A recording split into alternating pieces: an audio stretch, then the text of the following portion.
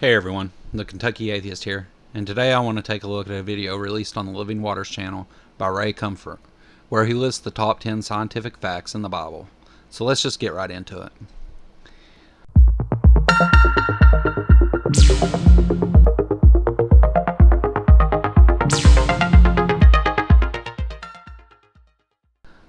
Before we get started, guys, I want to remind everyone of the Atheist Activism Challenge over on my Patreon page. The goal is to add 20 new members to my Patreon by August 15th, and if I reach this goal, I'll donate 100% of the proceeds to Recovering from Religion. If this goes well, I plan to let the community set up the stipulations in the future and do this every month, so head over there and check it out.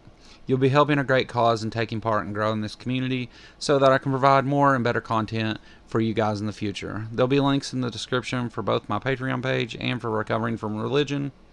And with that, let's get back to the Banana Man. So Ray does a countdown of scientific facts that are in the Bible, which for anyone who is familiar with the Bible and speaks honestly would never say such a thing, as the Bible is a book of fairy tales with no truth to them, and science is the best explanation for the world around us that makes verifiable, repeatable observations in the pursuit of truth. So let's go. Number 10.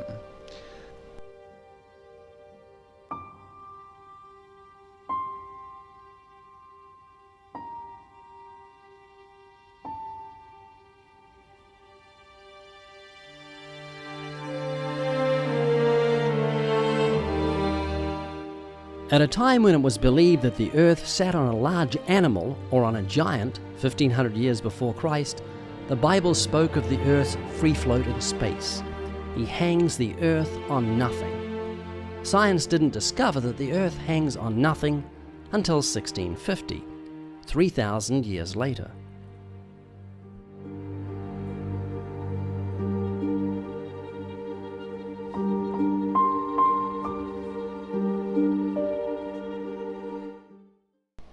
Okay, so this is a very vague description that Ray has cherry-picked from a single verse in the book of Job. So let's look at some context. In that very same book, chapter 9, verse 6, the pillars of earth are described as trembling from God shaking them.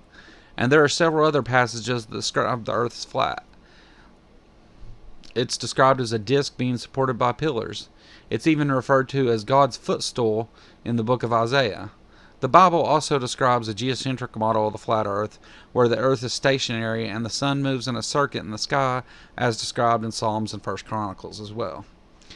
In the book of Daniel, chapter 4, verse 11, he claims to be able to see the whole earth from the top of a tree, which is impossible on a globe, but not if it's describing a flat earth.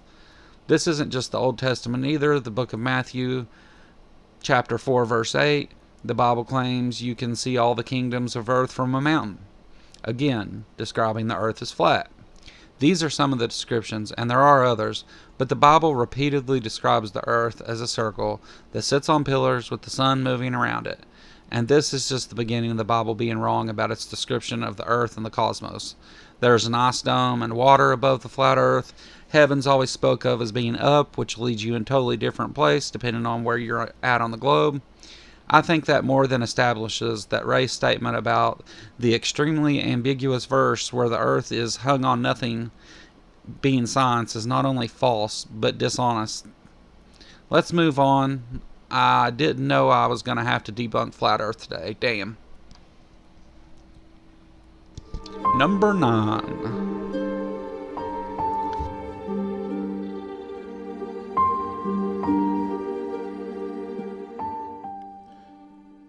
Encyclopedia Britannica documents that in 1845, a young doctor in Vienna named Dr. Agnes Semmelweis was horrified at the death rate of women who gave birth in hospitals. As many as 30% died after childbirth. Semmelweis noted that doctors would examine the bodies of patients who died, then, without washing their hands, they would go straight to the next ward and examine expectant mothers. This was their normal practice, because the presence of microscopic diseases was unknown. Semmelweis insisted that doctors wash their hands before each examination. When they did that, the death rate immediately dropped down to 2%. Look now at the specific instructions the Bible gives to the Hebrew nation over 3,000 years ago when it comes to dealing with disease. And when he who has a discharge is cleansed of his discharge, then he shall count for himself 7 days for his cleansing, wash his clothes, and bathe his body in running water. Then he shall be clean. Nowadays, doctors wash their hands in running water. But it wasn't too long ago that they did so in a bowl of still water, leaving invisible germs on their hands.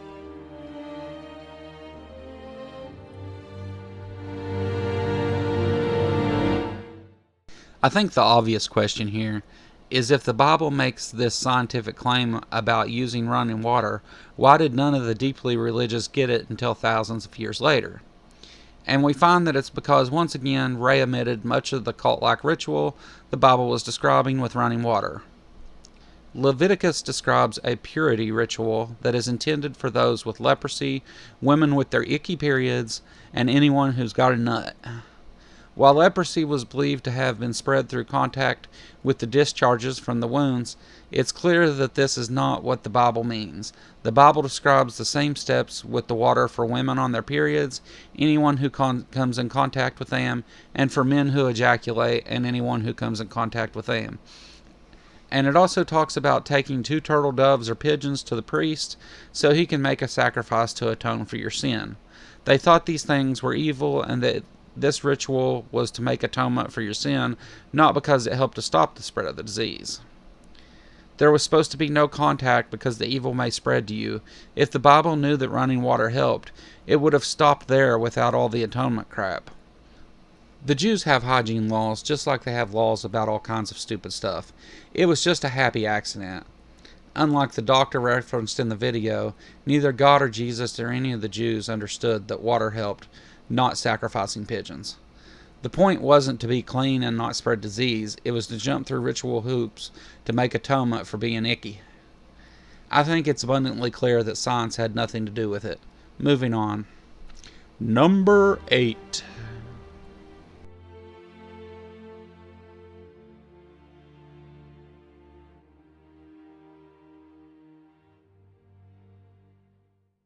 Leviticus 17 verse 11 says, "For the life of the flesh is in the blood, and I've given it to you upon the altar to make atonement for your souls, for it is the blood that makes atonement."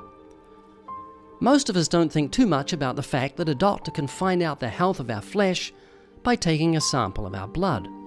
But the test can evaluate the health of our kidneys, our liver, thyroid, and heart. Among other things, the blood can reveal diseases and conditions such as cancer, AIDS, diabetes, anemia, and coronary heart disease.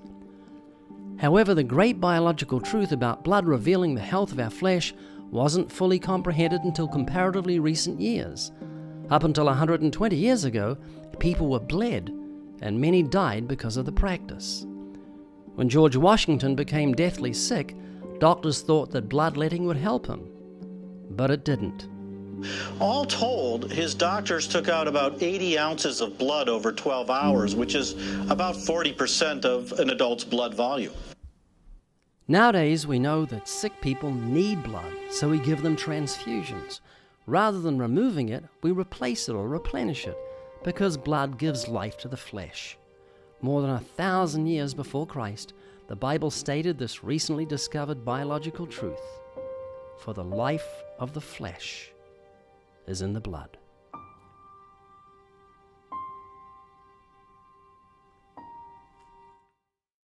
So while Ray tries to divert attention by talking about modern medicine and our knowledge of blood, he outright lied about what the Bible is even talking about here. Leviticus 17 is about sacrificing animals, sprinkling their blood on the altar, and God loves a good barbecue. It's ridiculous that Ray even tried to sneak this one by. So not only is the Bible not being scientific here, but it is discussing the barbaric ritual of animal sacrifice, and that if you eat an animal without sacrificing it to God, you should be exiled. Clearly a cherry-picked verse that has not a thing to do with science. What stupid shit will he say next? Number 7.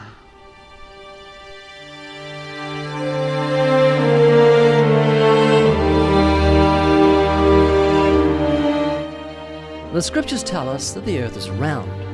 Isaiah 40:22 says, "It is he who sits above the circle of the earth." The word translated circle is the Hebrew word chug, which is also translated circuit or compass, depending on the context. That is, it indicates something spherical, rounded or arched, not something that's flat or square. The book of Isaiah was written sometime between 740 and 680 BC. Aristotle, the Greek philosopher, theorized that the earth was round by watching the masts of ships sink down over the horizon, and from his studies of the moon during an eclipse. He noted that the shadow of the earth on the moon revealed that the earth was curved. He could have saved himself a lot of study if he had read the Bible, which stated that fact 300 years earlier.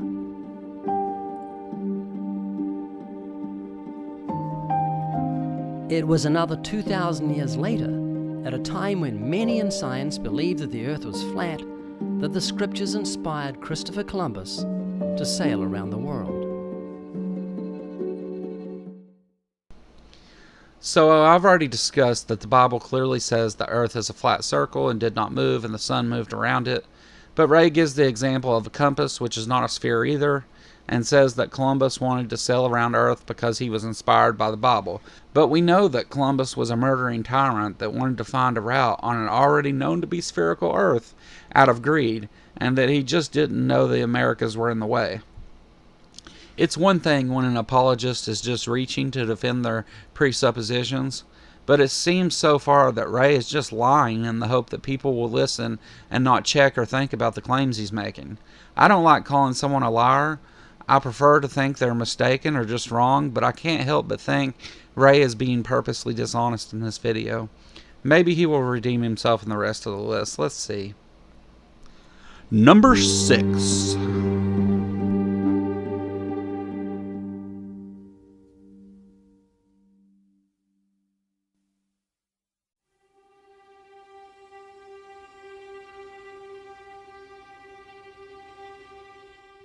Matthew Maury is considered the father of oceanography. He noticed the expression, the paths of the sea, in Psalm 8 verse 8, written 2,800 years ago, and he said, "If God said there are paths in the sea, I'm going to find them."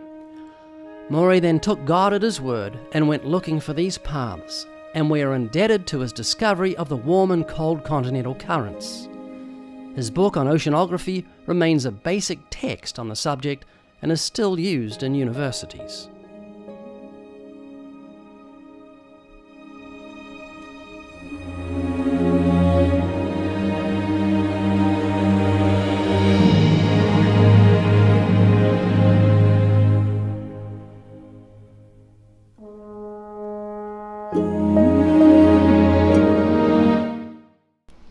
So I will concede that Maury was inspired by the Bible to go and find the paths in the sea. The idea that he discovered the currents of the ocean is completely false, as their existence had been common knowledge to sailors for hundreds and possibly thousands of years. Benjamin Franklin actually published charts for the Gulf Stream 20 years before Maury was even born. Maury could not have discovered it later, obviously. Franklin may have published it, but he by no means discovered these things either. Matthew Maury is credited for great contributions to oceanography that are used to this day, and is also known for being a major asshole of a racist. But let's get back to the Bible. Either way, use of the word path in one sentence is hardly scientific, but there is good reason to believe that David was being poetic here, using a poetic figure of speech known as a kidding. When you read the whole chapter here, even as written in the King James Version of the Bible, you can tell it has a poetic beat to it. It's not science. It seems what the poem is about is man's dominion over animals, and it's just talking about fish swimming in the sea. So while almost every word Ray said was wrong here, I don't think this was meant to be dishonest. So let's move on. Number 5.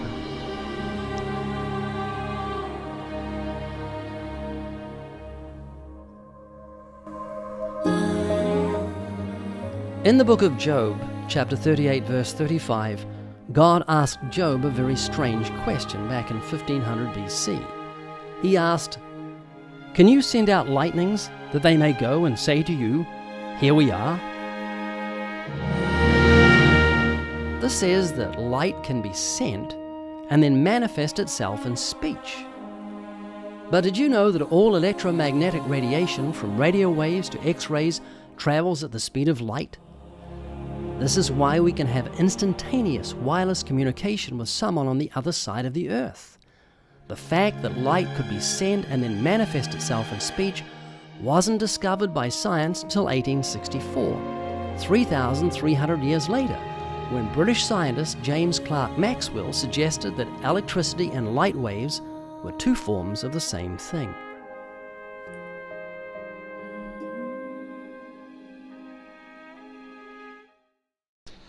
I think Ray Comfort should be known as the cherry picker, not the banana man. Again, he takes one line that says lightning, not light, and even in Hebrew is talking about lightning in a storm, and whether through dishonesty or just lack of knowledge of science, tries to apply it somewhere it doesn't go. This chapter is clearly Yahweh being a dick while tooting his own horn here. He's telling Job how he is omnipotent and controls the lightning and everything else. Funny he chooses to talk about control of lightning, but we won't go down that rabbit hole just yet. But this is obviously as far away from science as we can get, right? A magic sky daddy rides a tornado to your house to tell you what a badass he is. Boom, science. Okay, next. Number 4.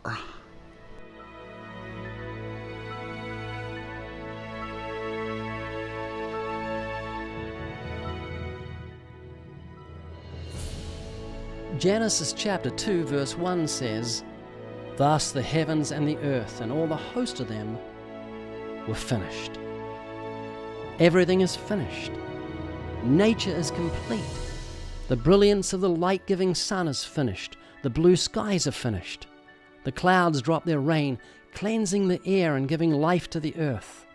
The tall trees are finished, giving us oxygen to breathe. The rivers are finished, teeming with fish and filling our great oceans with water. The land is finished, yielding plants that give us food to eat. Nothing has a half-evolved eye or ear or leg or brain. It's all finished, from the animals to man to winged birds to the beauty and fragrance of a rose that blossoms to God's glory and for our pleasure. Nothing is evolving. Everything is finished, just as the Bible says.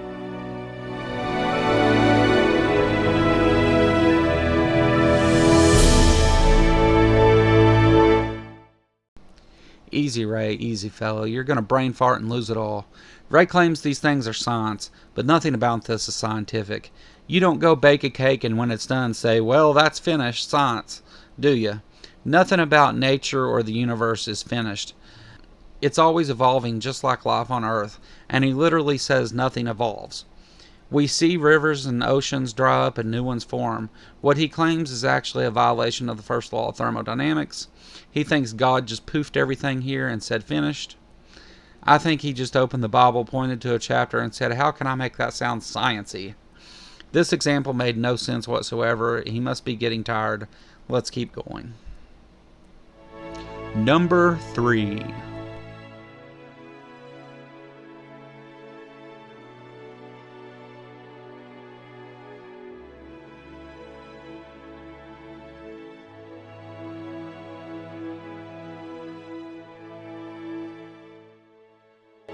In Genesis chapter 6, God gave Noah the dimensions of the 1.5 million cubic foot ark he was to build.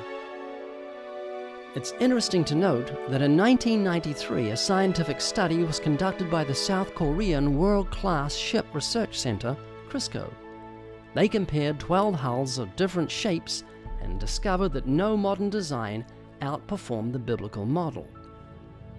The length of the ark was 6 times its width and 10 times its height. Many contemporary ships are built with similar proportions, although the length to breadth ratio is usually chosen with regard to the power required to move them through the water. The ark needed only to keep afloat.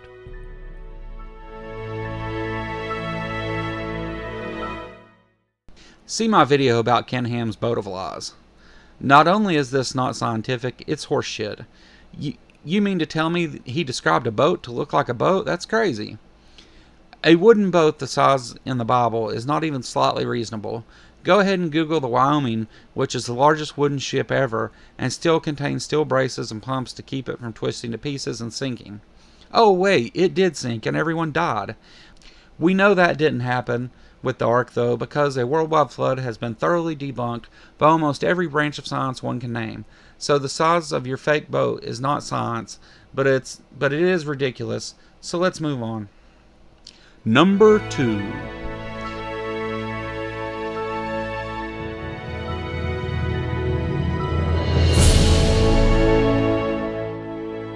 In Leviticus 13, verse 46, the Bible speaks of quarantine long before medical science discovered the importance of isolating those with infectious diseases. In 1490 BC, it gives instructions on what to do if someone has leprosy.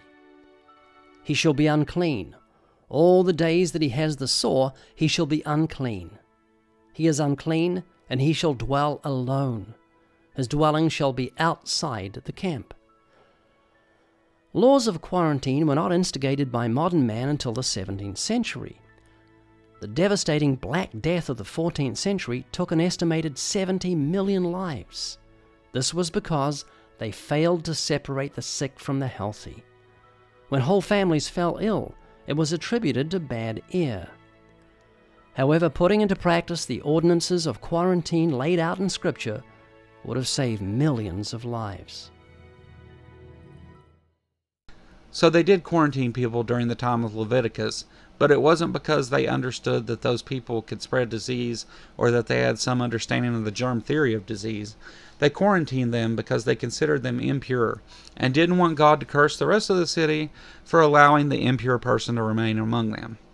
So while there is science that verifies quarantine as a legitimate measure to control the spread of disease, as we are all very familiar with, there was no science behind the choice to quarantine the impure during the time of Leviticus. So I guess Ray gets a quarter of a point for this being science adjacent. Finally, we make it to number 1. Number 1.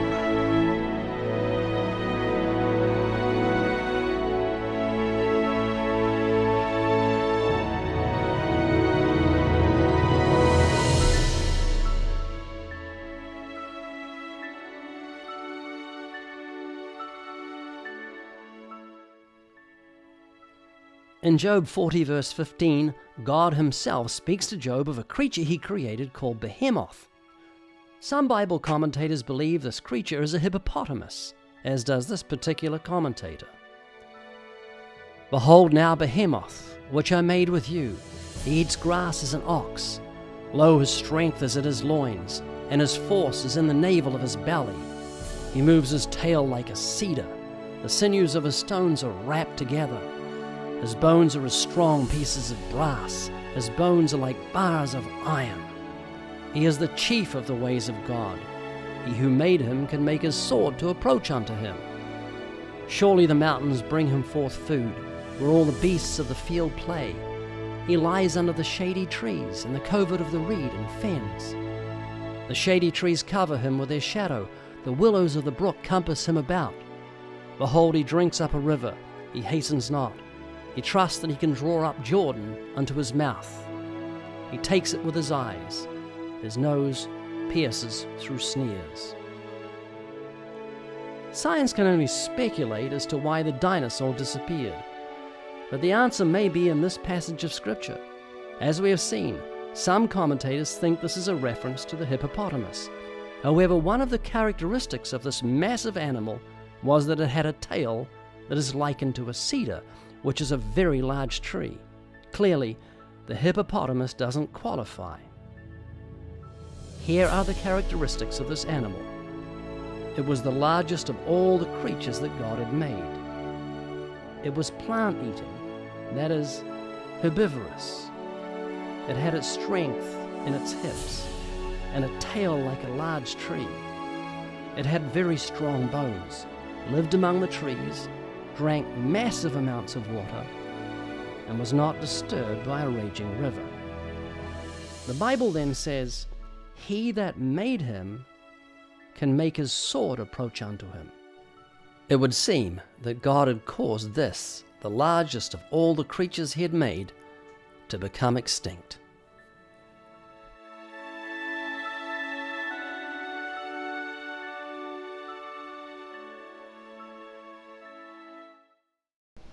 So Ray admits first thing that most scholars conclude this animal is a hippopotamus. I've heard excellent argument that this may be an elephant, and that is what I think, but that's not the question here. The question is, does this passage contain scientific fact? And again, the answer is a 100% no. A vague description of an animal is not a scientific claim of dinosaurs, especially since this passage leaves it open for interpretation, as is common in the Bible. Since it's open for interpretation, let's apply Occam's razor to the question. Does this describe a dinosaur? So given the information, is it more likely that this passage describes an animal that these ancient savages never knew existed?